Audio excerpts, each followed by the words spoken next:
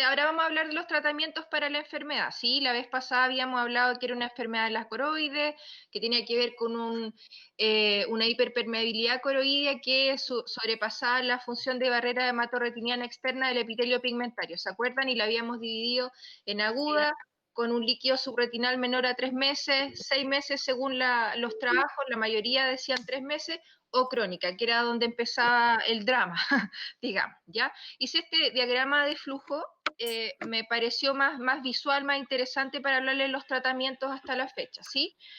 Son 5. El primer tratamiento que puse aquí por un costado es observación, y ya les voy a explicar por qué considero que la observación, o sea, no yo, pero también hartos trabajos, consideran que la observación también es un tratamiento. El otro tratamiento es la terapia láser, el otro es la terapia fotodinámica, el otro son todas las terapias orales que hay y lo otro son las terapias anti-VEGF. Esto es simplemente un resumen simple, es mucho más complejo que esto, ¿ya? Con respecto a la observación, el 95% de estos pacientes van a tener un curso benigno, ¿no es cierto?, una sola vez en su vida, van a quedar con o si es que ninguna secuela visual. Por lo tanto, la observación está recomendada en casos con líquido subretinal o síntomas entre 3 meses, 6 meses según algunos médicos. Lo segundo es hacer una anamnesis exhaustiva de corticoides, ya sea incluso hasta una crema, de todos los tipos, y también de inhibidores de la 5-fosfodiesterasa, como el sildenafil, es decir, el Viagra y el tadalafil, ¿ya? También hay que preguntar porque es parte del tratamiento decirle, oiga, no use más esto, o úselo en menor dosis, etcétera. Y lo ¿Qué tercero es, qué es esa cuestión del Viagra? ¿Qué es lo que?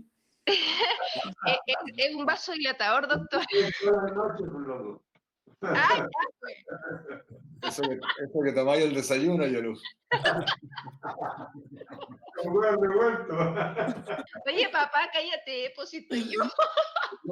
Una reunión clínica importante, Oye, en serio. estás ya. Y lo tercero es advertirle a los pacientes que entre un 30 y 50% pueden recurrir en un año, y eso es importante que vengan de nuevo, que no lo tomen como algo normal, porque también las recurrencias después plantean eh, si es que vamos a cambiar la conducta o no terapéutica, ¿ya?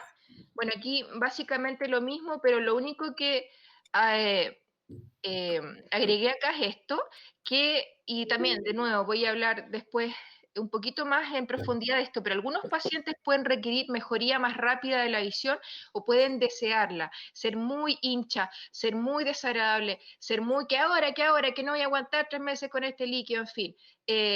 Es parte del tratamiento de la observación es ser prudente y decirles que no, porque algunos tratamientos pueden dejar secuelas como metamorfopsia, escotoma, etcétera, ¿sí? Pero me imagino que se entiende la idea de la observación. Bueno, esto no me quiero alargar mucho, pero esto es una serie de una observación de una central serosa bilateral, ojo derecho, ojo izquierdo, que se fue observando a través de un año. ¿Sí? Sí, aquí no se ve muy bien, pero aquí hay un pequeño líquido subretinal y acá hay un domo clarísimo, ¿no es cierto? Un líquido subretinal mucho más claro. Aquí ya estaba a los 6 meses, aquí se ve un DEP, y aquí ya estaba al año, ¿sí?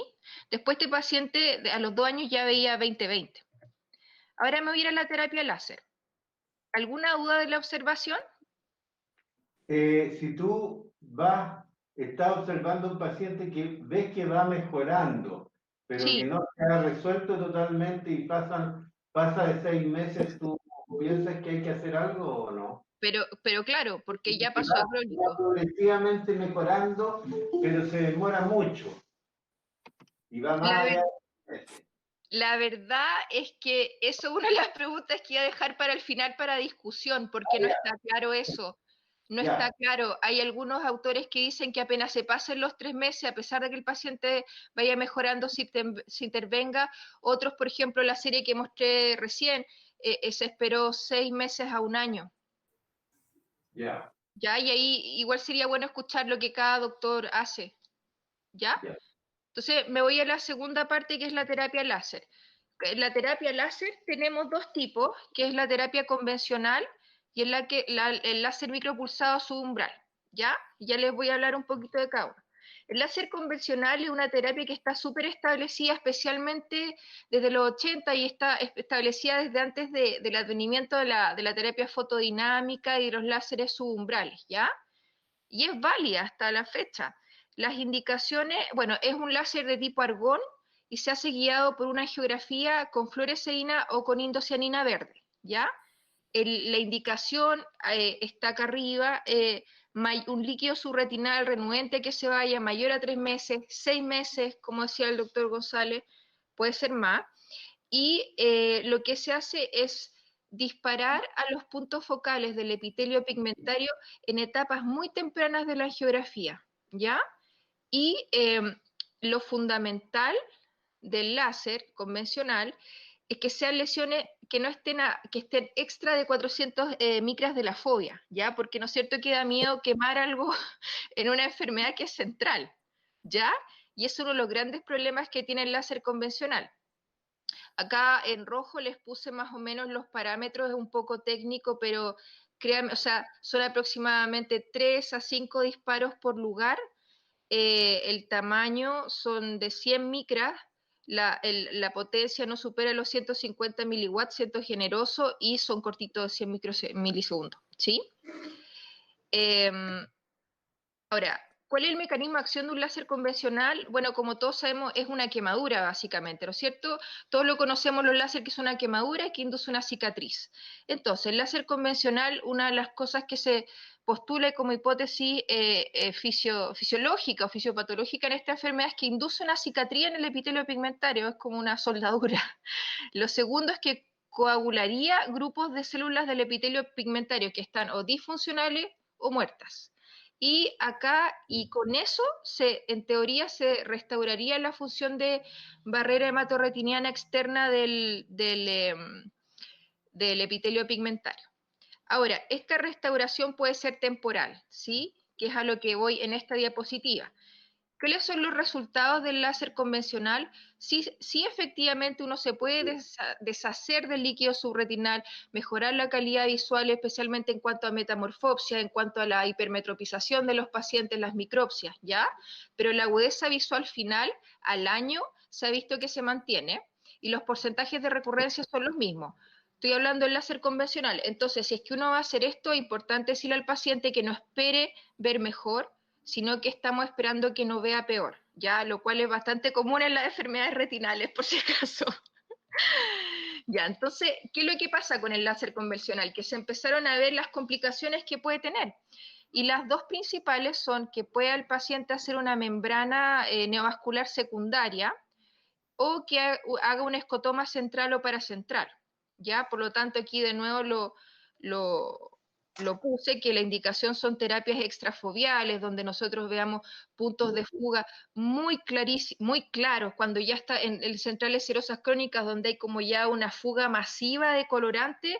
Esta no es la indicación, excepto que hay algunos trabajos con un láser que, no sé si todos lo conocen, pero se llama Navilas, que es un láser donde tú puedes meter la geografía dentro del láser, el láser solito se va moviendo y va buscando los puntos de fuga, pero aún así, eso están hechos por la gente de Navilas, así que no lo sé. Entonces, ¿qué pasó? Que se descubrió hace un tiempo lo que se llama el láser micropulsado subumbral, que ya algunos colegas antes habían hablado de esto para algún tipo de maculopatía, ¿sí? ¿Qué es un láser micropulsado subumbral? Básicamente, cuando uno hace un láser normal, uno dispara una onda continua de láser. Tal como lo dice el nombre, es un láser que divide una onda, pero en micropulsos, en pulsos repetitivos, y lo que esto logra es que en vez de quemar y matar, irrita.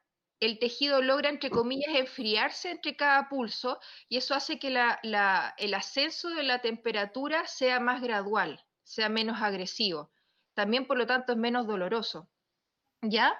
Entonces, el aumento de la temperatura no es letal, como les acabo de decir, y lo otro que se ha estudiado es que induce unas proteínas que son bastante conocidas que se llaman heat shock proteins y que están en todo el cuerpo y que son proteínas que se expresan cuando una célula es expuesta a un estrés importante, pero que no es letal para la célula, ¿ya?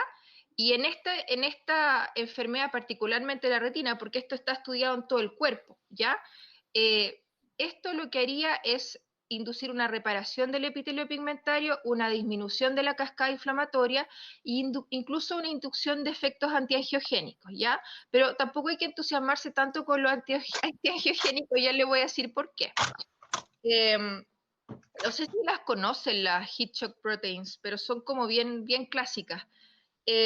¿Cómo se hace? Esto es más técnico, pero el láser tiene una grilla o una rejilla que uno lo puede poner y uno hace micropulsos de 100 microsegundos que, según los últimos trabajos, aumentan más o menos 7 grados Celsius el tejido retinal, suficiente para causar una irritación, pero no muerte celular, evitando escotomas, cosas, es menos agresivo, ¿ya? Ahora sí, el problema que tiene es que uno no ve nada, uno no ve que lo haya hecho, entonces como hay que tener fe, ¿ya? Y también lo otro es que se ha hecho,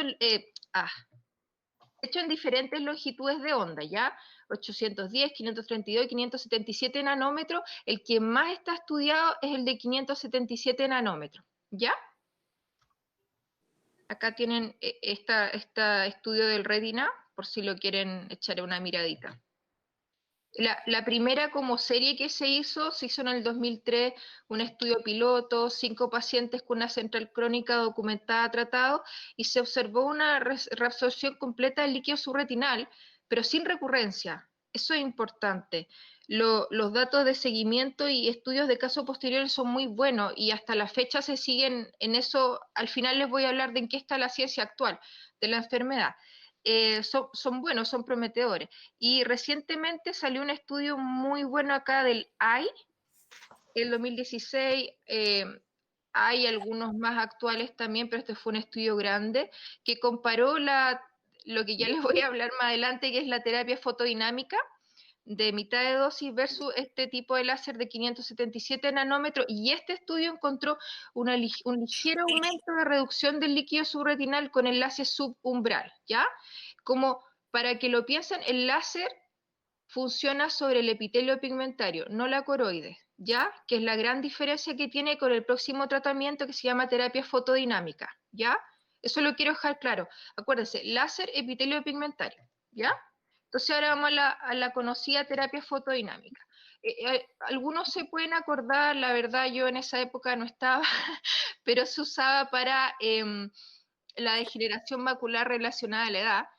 Ahora esta droga la compró Bausch y Lomb, y se llama Visudyne, pero el nombre comercial, la droga se llama verteporfina. Cuando uno habla de terapia fotodinámica tiene que pensar en dos conceptos. Se necesita una tinción que se active por luz y además necesita un láser que sea de baja intensidad, ¿ya? Esos son los dos conceptos de una terapia fotodinámica. Y acá le hice también un diagrama de flujo de cómo, de manera somera, cómo funcionaría y cuáles son las fases de hacer una terapia fotodinámica, que no sé si todos los que están escuchando lo saben, pero ya la tenemos en la clínica hace, ¿cuánto será? ¿Un año y medio? ¿Doctor González? Un poquito más. Un poquito más, ¿ah? Ya. Entonces, ¿qué es lo que se hace? La hacemos en donde inyectamos, ¿sí? En el segundo piso, no, cuarto piso.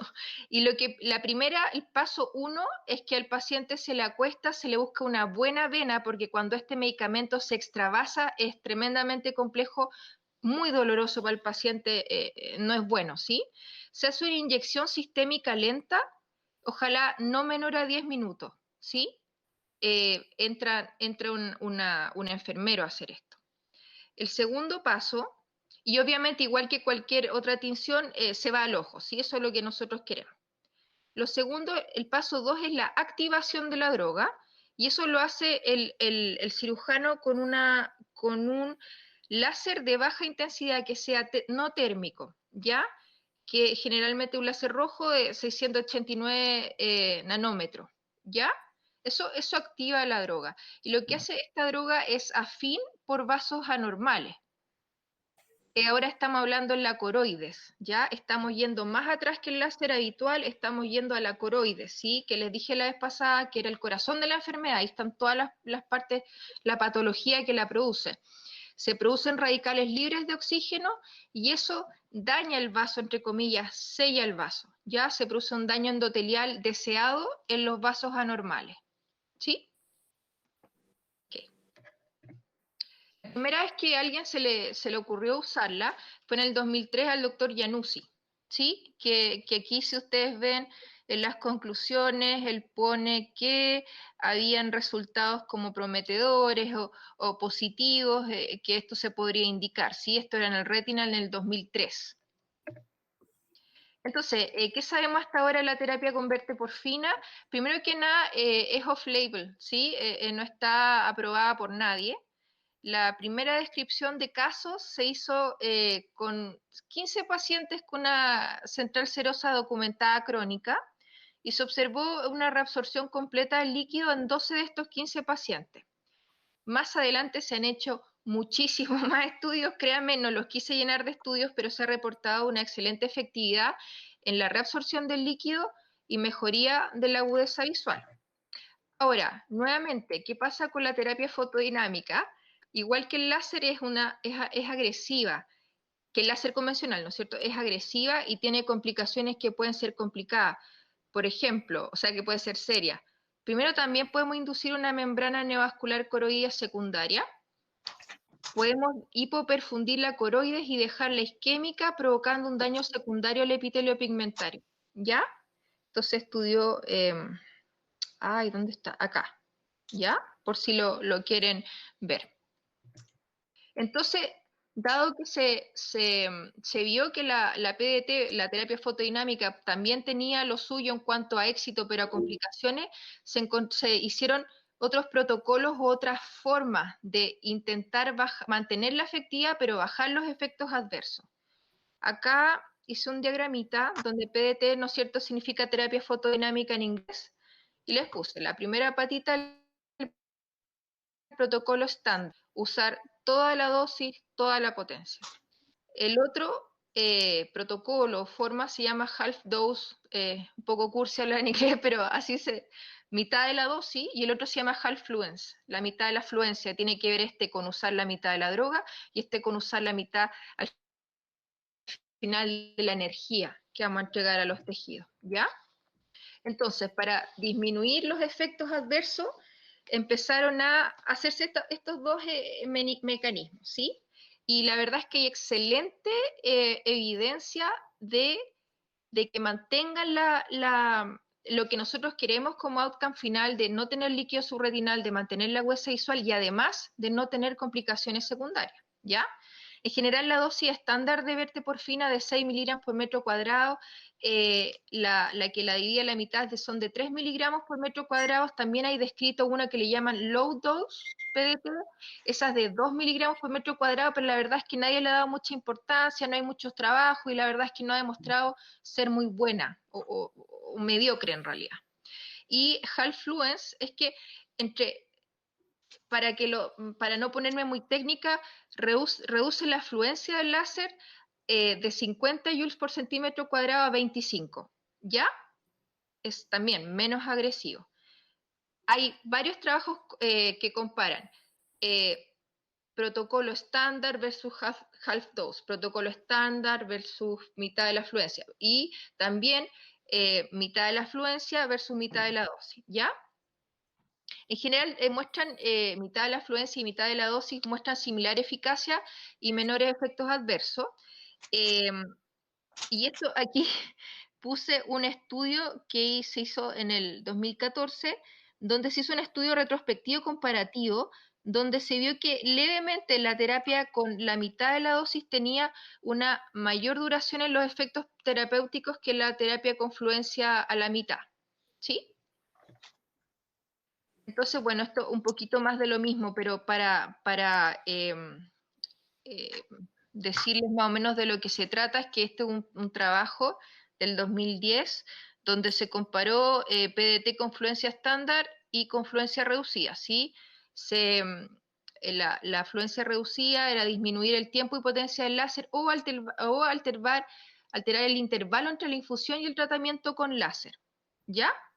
Entonces se trataron 19 con PDT confluencia estándar y 23 confluencia reducida, como les decía antes, y lo que sale en la gran mayoría de los trabajos que no hay diferencias en la mejoría visual ni reabsorción del líquido subretinal. Pero un ojo del grupo estándar, donde se usó toda la dosis, hizo una membrana, 8 ojos hicieron hipoxia coriocapilar severa, y en cambio el grupo confluencia, la mitad no presentó ninguna complicación, ¿sí? Este es un buen estudio del 2010. Ahora, ¿qué ha demostrado la terapia fotodinámica globalmente? Sí ha demostrado que hay una remodelación de la vasculatura coroidea, disminución del grosor coroideo. No sé si se acuerdan la vez pasada los que estaban que hablé del EDI-OCT, del EDI-OCT. Todas estas cosas después se cuantifican, ¿sí? Al medir la coroide. Y se ve que efectivamente está más delgada en ciertas zonas. Y lo otro es que puse que la terapia fotodinámica de la mitad de la afluencia también ha demostrado efectividad en reducir la congestión vascular coroidea. Acuérdense que era una coroides que estaba con mucha presión hidroestática y ha disminuido el grosor coroidal subfoveal, que es el que más nos importa. ¿Ya? Es un estudio de Ophthalmology del 2010.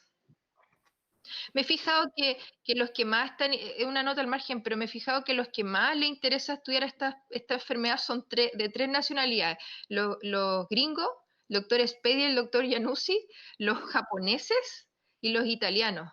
Son los que tienen las mejores series.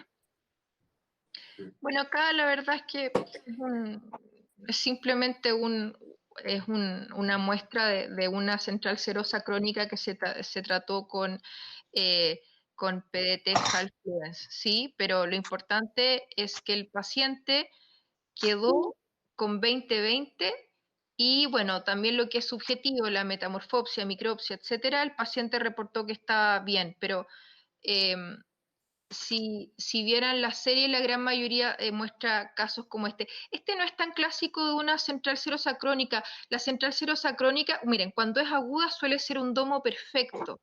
No tan perfecto como el síndrome de Irving-Gass, pero un domo muy, muy lindo en cuanto al líquido subretinal. Pero cuando ya es crónica, no es tanta la altura no sé si lo han visto en los OCT, que no es tanta la altura, sino que esto es una nota al margen, obviamente, pero es más bien más plano, ¿ya? Nota al margen. ¿Quedó claro lo de la terapia fotodinámica? ¿Sí? Ok. Ahora me voy a la terapia oral, ¿ok? La terapia oral hay muchas que se han probado a través del tiempo, pero las principales son las siguientes. Son los antagonistas de los receptores de mineralocorticoides, ¿ya? Esto se cree que están, ciertos trabajos dicen en el epitelio pigmentario, otros dicen en la coroides. Los que más hay dicen que están en la coroides, ¿ya? Y los dos, donde hay más estudios, son en 2 drogas, la espironolactona y la eplerenona. La eplerenona es lo que todos conocemos como el famoso amiocar, ¿ya? Dado que la hipótesis de etiología de la enfermedad, no sé si se acuerdan la vez pasada, es que se activan receptores de mineralocorticoides en la coroides que producían dilatación coroidea, hiperpermeabilidad y que sobrepasaban la barrera hematorretiniana externa, tiene mucho sentido el bloquearlo, ¿no es cierto? La perenona y la espironolactona son antagonistas de los receptores de mineralocorticoides, también son off-label, pero cada vez se usa más en el tratamiento de las centrales serosas. De hecho, yo los uso, varios de mis colegas también los usan.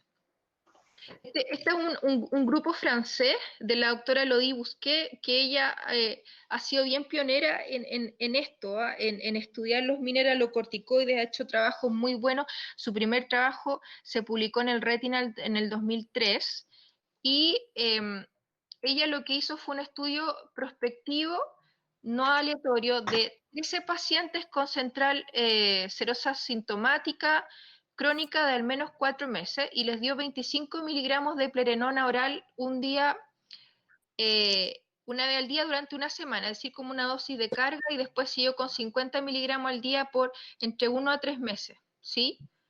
¿Qué observó en este estudio? que el tratamiento con eplerenona o Amiacar, aquí le puse eplerenona, es eplerenona, presentaba mejoría significativa en el grosor macular central. Ella lo estudió esto con un OCT, fluido subretinal y agudeza visual de los pacientes. Y después de eso se entusiasmaron y hicieron un estudio prospectivo aleatorio doble ciego con placebo, 16 pacientes randomizados a los cuales le dieron 50 miligramos de espironolactona o un placebo diario por 30 días, que es este estudio del mismo grupo de la doctora Busqué y se publicó en el 2015 en el Retina. La conclusión es que en ojos con fluido subretinal persistente, la espironolactona redujo tanto el líquido subretinal como el grosor coroidio comparado con el placebo, ¿ya? Si quieren lo pueden leer en más profundidad. Se han hecho después estas series de la doctora Busquets, se han hecho muchos más, ¿sí? Pero estos son como los dos pioneros, por eso encontré bueno ponerlo, ¿ya? Entonces, ¿qué vio ella? Bueno, lo que les dije, que se bajaba el líquido subretinal y grosor subfoveal en el grupo tratado. Después hubo otro trabajo de Herold y también hicieron un estudio socioprospectivo, 18 pacientes con central serosa crónica, ellos hicieron espironolactona. La verdad es que hay varios esquemas, ¿ah? Ellos usaron espironolactona 25 miligramos 2 veces durante 12 semanas y también informaron mejorías de todo lo que nos interesa, tanto anatómico como funcional. ¿Ya? Aquí, bueno, hay esto de la doctora Busqué, pero son varios ojos que ella observó a través del tiempo. Ah, miren, esto era lo que les decía de las crónicas. ¿Se fijan que esto es más plano? Así son, en general. Y ella fue observando esto a través del tiempo y lo iba midiendo a través de el grosor foveal central, ¿sí? Este, por ejemplo, es más clásico de las agudas, ¿ah? No sé si lo han visto, pero cuando vean esto es más problemático. Aquí nuevamente la progresión temporal medida a través de esto. Otro ojo, que ahí tenía un DEP, otros dos más chiquititos, el fluido subretinal, a los 3 meses. Y otro caso más, ¿sí? Pero me imagino que se entiende. Ahora, ¿por qué a veces usamos uno y no el otro? La espironolactona es un antagonista no selectivo de los receptores de aldosterona en la coroides, ¿ya? Por lo tanto, tiene efectos secundarios que pueden ser no deseados en las pacientes. Recordamos que esta enfermedad tiene una predilección de sexo muy, muy marcada por los hombres. ¿Se acuerdan? Más o menos de 7-1, 9-1, dependiendo de la serie. Entonces, a la larga, ¿qué es lo que pasa? Que tiene efectos como la ginecomastia, disfunción eréctil, disminución del líbido, que en un hombre joven no pueden ser muy, muy chistosos. Y es bueno decirles también que les puede bajar la presión, por supuesto, presión sistémica, ¿ya? La eplerenona es algo más nuevo y es un antagonista de la aldosterona más selectivo, ¿ya? La espironolactona se une también a otros receptores de corticoides y se une más bueno, como les decía, a los receptores de mineralocorticoides y menos a otro tipo de receptores esteroidales. Y tiene una afinidad 10 a 20 veces mayor por estos receptores y entre 100 a 1000 veces menor por otros receptores de esteroides. Por lo tanto, uno se deshace de estos efectos secundarios no deseados, ¿ya? Sí es más cara y más difícil de conseguir. Y ojo que hay que también monitorizar hipercalemia con la eplerenona, ¿ya? Una cosa que se me olvidó decirles la vez pasada era el por qué esta enfermedad, no sé si se preguntaron por qué es más común en hombres. La verdad es porque la testosterona también tiene que ver con la cascada de los mineralocorticoides, ¿ya? Y se cree que hay receptores de esto en la coroides. Y que pacientes, los que no estuvieron la vez pasada, pero les dije que los pacientes con personalidad tipo A o pacientes muy estresados que tenían puntajes más altos en agresividad, por ejemplo, esos pacientes tienen más testosterona circulante, ¿ya? Lo otro que encontré, y dado que estoy en el tiempo les quería contar, es que encontré un case report de una paciente que era una mujer que sana, que no estaba embarazada, ¿no es cierto?, que no tomaba corticoides, ni siquiera una crema, nada, pero que hizo una central serosa. Entonces, haciendo una anamnesis más exhaustiva, ella confesó entre comillas, porque al parecer era transexual, pero ya estaba recibiendo una terapia con testosterona, ¿ya? Cuando se suspendió la testosterona, el fluido subretinal se fue de inmediato, ¿ya? Pero eso es también para que vean que todos los caminos llevan a lo mismo, a los corticoides y el rol que inducen en la vasculatura coroidea. De hecho, hay un concepto del cual no hablé porque ya es más técnico, pero se llama CVI, significa índice vascular coroideo, que nosotros podemos medir cuánta sangre, ingurgitación hay en la coroide, ¿ya? Ahora voy a la terapia anti-VEGF y aquí quiero dejar un par de puntos súper claros. Cuando vean esto, no se imaginen que pinchando con Avastin o Eylea se nos va a ir el líquido. Esto no está indicado en esta enfermedad, ¿ya? Solamente está indicado cuando hay una complicación como una membrana neovascular secundaria, ¿ya? Se hizo un estudio muy interesante en el Retina del 2010, donde se estudió cuánto anti-VEGF había, perdón, cuánto VEGF había en el humor acuoso de los pacientes que tenían esta enfermedad, y la verdad es que era prácticamente nada.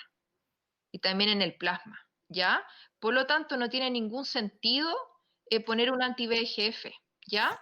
Solamente la eficacia es cuando, la indicación es cuando hay una membrana neovascular secundaria, ¿ya?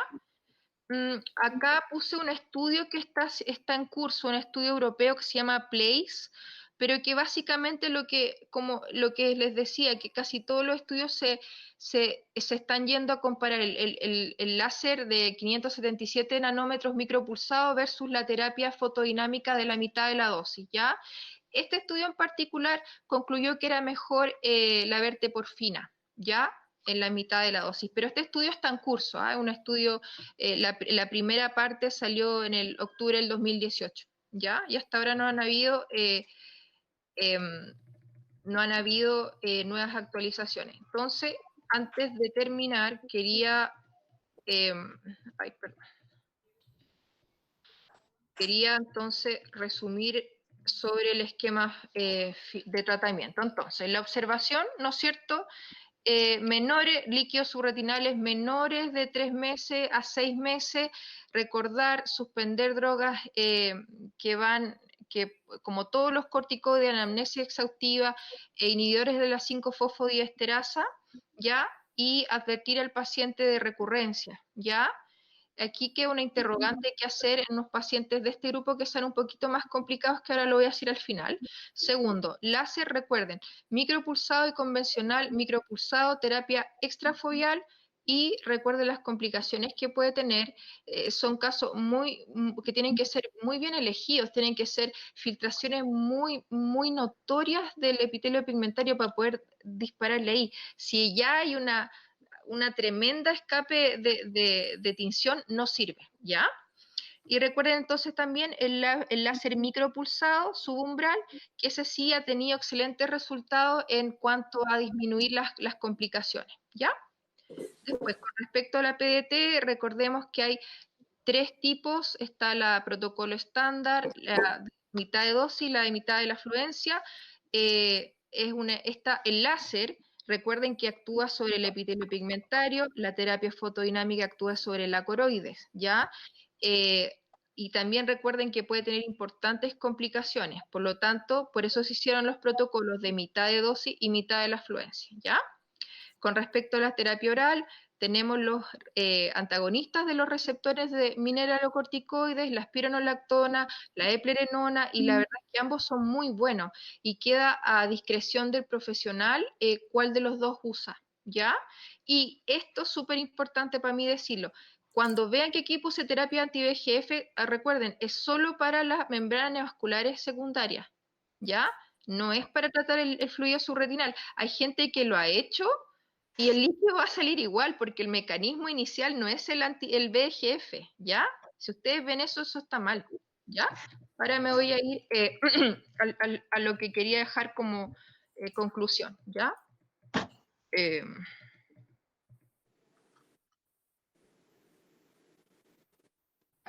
Entonces, de conclusiones, el mecanismo de la enfermedad, la fisiopatología completa aún no está clara, igual se ha avanzado un montón en saber el rol de la coroides, la cantidad de receptores que hay ahí, ya, índice de vascularidad coroideo, etcétera. Se ha avanzado cualquier cantidad, como lo decía en la primera presentación, pero no está claro, ¿sí? ¿En qué se basan? Punto 2. ¿En qué se basan los estudios actuales? Los gallos están estudiando el láser micropulsado versus la terapia fotodinámica de mitad de dosis. Eso es lo que más en eso están concentrados. También hay nuevas terapias orales en estudio. La principal es el ketoconazol, ya que todos conocemos como un antimicótico, pero también tiene que ver con la cascada de corticoides, ¿sí? Ahora hay algunas preguntas. ¿Cuándo uno trata pacientes con una central serosa aguda? ¿Ya? ¿Cuándo? El tiempo es muy importante. Por ejemplo, ¿qué pasa con un paciente con una central serosa aguda que ya tiene varias recurrencias y todas se van antes de los 3 meses? ¿Qué hago ahí yo? Segundo, ¿qué hago yo con un paciente que tiene una central serosa que se va rápido, pero en el otro ojo ya quedó con un problema, que la tuvo en los dos ojos, pero que en el primer ojo quedó con una visión disminuida? ¿Trato antes de los 3 meses? Tercero, ¿cuándo o cómo disminuyo las metamorfopsias u otras molestias visuales en pacientes post-PDT o post-láser micropulsado? ¿Sí? Más o menos hacia eso va, en eso está la ciencia hoy en día.